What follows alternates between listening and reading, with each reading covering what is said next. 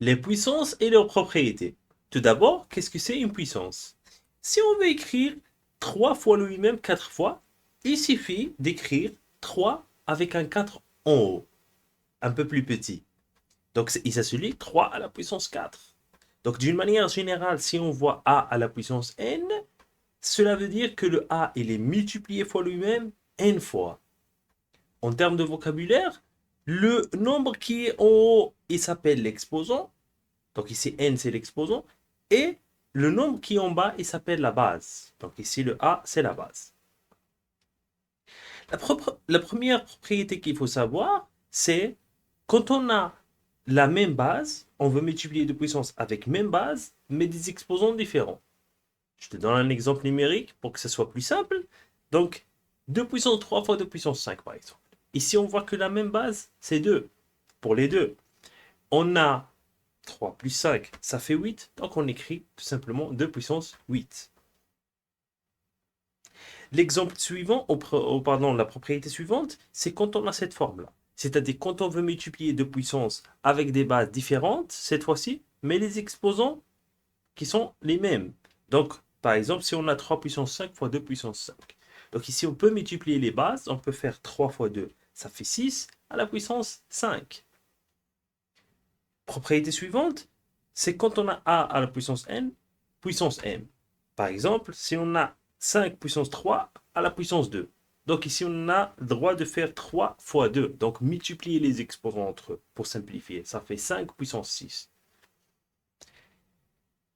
Propriété suivante, c'est quand on a une fraction avec les bases qui sont les mêmes, mais les exposants différents. Donc ici, il faut faire l'exposant de numérateur moins l'exposant de dénominateur. Par exemple, si on a 2 puissance 7 sur 2 puissance 4, eh bien, on fait 7 moins 4 dans les exposants. Donc ça fait 2 à la puissance 7 moins 4 qui fait 3. 2 puissance 3. Donc, la propriété suivante est toujours dans les fractions, mais cette fois-ci, on n'a pas les mêmes bases, mais on a le même exposant. Par exemple, si on a 3 puissance 2 sur 5 puissance 2, eh bien, on peut faire 3 sur 5 le 2 puissance 2. Cela, c'est très utile, par exemple, quand on peut simplifier la fraction. Et la propriété suivante, c'est quand on a cette forme-là, c'est-à-dire quand on a la racine énième de a, ceci veut dire qu'on a a à la puissance 1 sur n, c'est-à-dire, avec un exemple numérique, quand on a racine troisième de 5. Ça s'écrit 5 à la puissance 1 sur 3. Une que tu connais sûrement, c'est la racine carrée. Donc, racine carrée de 5, en fait, il y a un 2 qu'on n'écrit jamais. On dit racine carrée, en fait, il y a un 2, donc on est bien dans la forme de cette propriété, et du coup, on peut écrire 5 à la puissance 1 sur 2. Donc, en fait, la racine carrée, on peut l'écrire à la puissance 1 sur 2.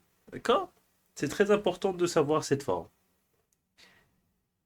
Et on a, quand on a racine énième, cette fois-ci d'une puissance. Donc on peut faire, par exemple, on a racine troisième de 5 au carré, on peut écrire 5 à la puissance 2 sur 3.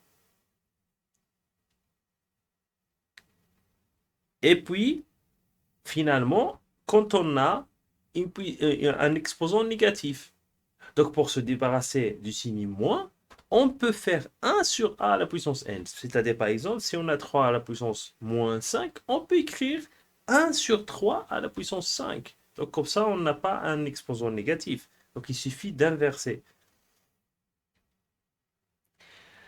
Peut-être tu te demandes pourquoi je dois apprendre toute cette propriété.